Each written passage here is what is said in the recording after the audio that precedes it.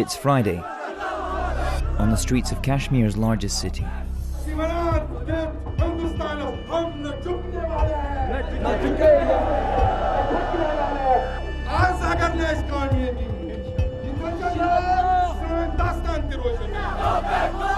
It's the day Muslims normally gather to pray. But in recent weeks, it's also become a day of protest.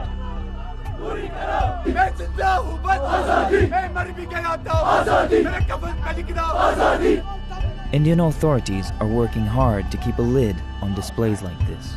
But they can't change how people feel. There is only one solution! Gun solution! Gun solution! There is only one solution! Gun solution! Gun solution! As protests break out across Kashmir, Indian officials repeat what has become a well-worn soundbite. There has been no major law and order situation reported from across the valley. Life is slowly returning to normal. And situation is returning back slowly to the normal.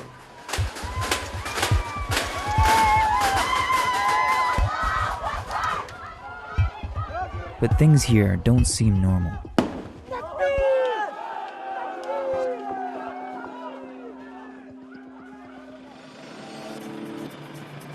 Kashmir has been a conflict zone for decades. But when India moved to strip the region of its autonomy on August 5th, the situation came to this. Thousands more troops, and a curfew bringing daily life to a standstill. Phone lines and internet access were shut down, cutting off around 8 million Kashmiris from the outside world. So, we came to see what's actually happening here. We visit a neighborhood known for frequent clashes between protesters and Indian security forces.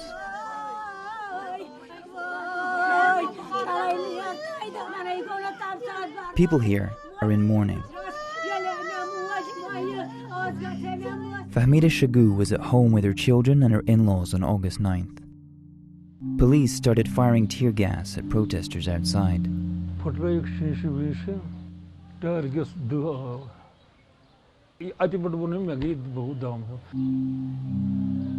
Fahmida's husband Rafiq helped rush her to the hospital, but doctors could not revive her. A sudden death and no one to hold accountable. We really demand justice.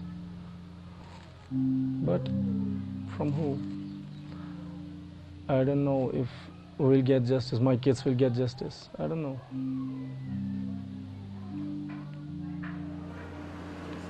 In addition to tear gas, for years Indian forces have used pellet guns to quell unrest in Kashmir.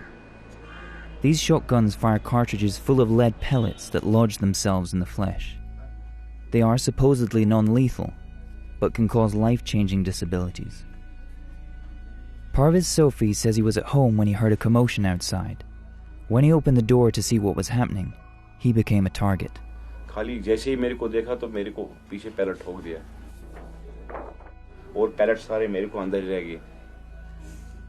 In the name of maintaining law and order, Indian forces have license to shoot with near impunity in Kashmir.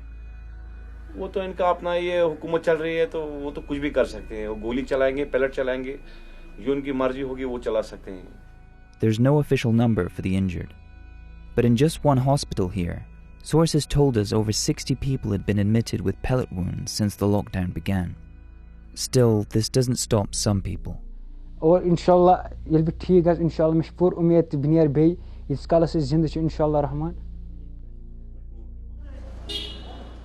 lives here have been upended in other ways too.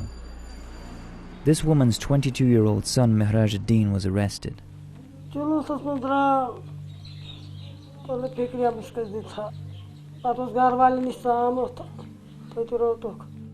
She doesn't know why he was taken.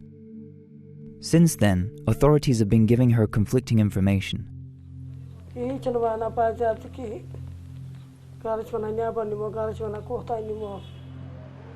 This is not an isolated case. Since early August, thousands have been arrested without being charged, and there's no indication when or if they'll be released.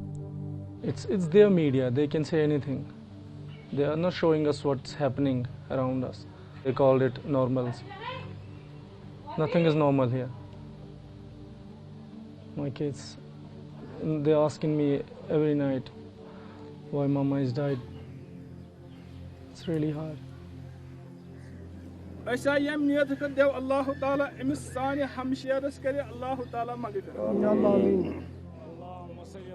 Although some landlines have been reconnected, Kashmir is still largely cut off from the rest of the world. That helps authorities keep stories like these quiet. But as the days pass, they're getting louder.